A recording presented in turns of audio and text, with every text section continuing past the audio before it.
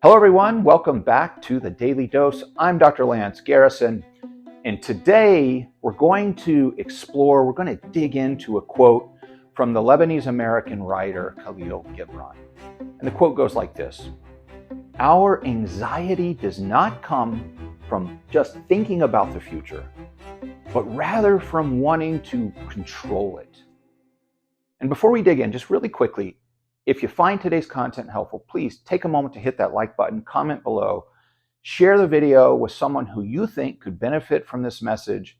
And as always, whatever you do, don't forget to hit that subscribe button for more content just like this.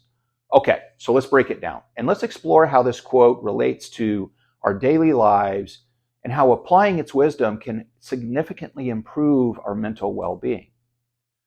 We all think about the future. It's completely natural and it's frankly necessary. We plan our careers, our relationships, our personal goals, but there's this fine line in the process that we have to navigate between planning and trying to control every aspect of how the future unfolds for us.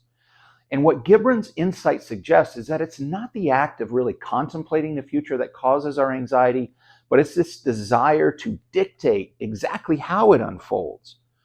And this desire from control is understandable because it stems from fear. Fear of the unknown, fear of failure, fear of not meeting our expectations or the expectations of others.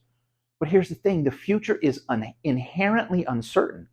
And no matter how much we plan, no matter how hard we try, we cannot control everything. Life just has this crazy way of throwing curveballs at us when we least expect them. So, how do we use this wisdom from Gibran to help reduce our anxiety? I think first and foremost, embracing uncertainty is critical, and we talk about this all the time. Instead of fearing those things that we don't know or can't control, we have to see those positive surprises as opportunities, and some of the best things in our life come about unexpectedly. And the second thing is we got to focus on the present. We know that while it's important to have goals, we can't forget to live in the now. We've got to ground ourselves in the present moment where we actually have some control. And when we get that grounding in the present moment, the third thing we do is identify what we have control over.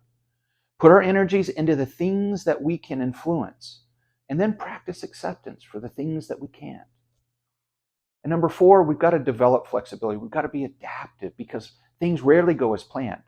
So if we can cultivate adaptability, it can help us navigate changes and unexpected things with less stress. And finally, we got to practice self-compassion. We got to be kind to ourselves when things don't go as expected because things are unpredictable. We got to remember that we're doing our best with the information that we have in the present moment. So let's examine a practical example. Imagine that you're worried about a big job interview next week. You're anxious because you want that job. You want to control the outcome. You want to ensure that you get the job. But can you really control that? No, not entirely. What you can control is how you prepare, the attitude you bring into the interview and the process, and how you present yourself. So focusing on those aspects rather than trying to guarantee a specific result is probably the best path forward. And it doesn't mean that we should abandon planning or goal setting. As I said before, those things are necessary. They're valuable tools for our personal growth and our achievement. The key is to hold our plans and our expectations lightly and remain open to alternative paths and outcomes as they unfold in front of us. Remember, some of the most successful and the most fulfilled people attribute their success and their achievements to being open to unexpected opportunities and being adaptable to changing circumstances.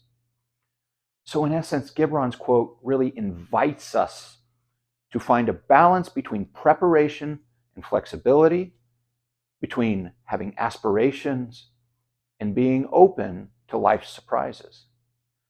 So as we wrap up, I want to encourage you to reflect on some areas of your life where you might be trying to control the future too diligently. Can you loosen your grip a little bit? Can you make some space for unexpected while also squarely focusing in the present moment on the things that you truly have control over? And I think by shifting our mindset from control of the future to curiosity, from rigid expectations to open possibilities, we can significantly reduce our anxiety about the future and perhaps even find a little bit of joy in its unpredictability.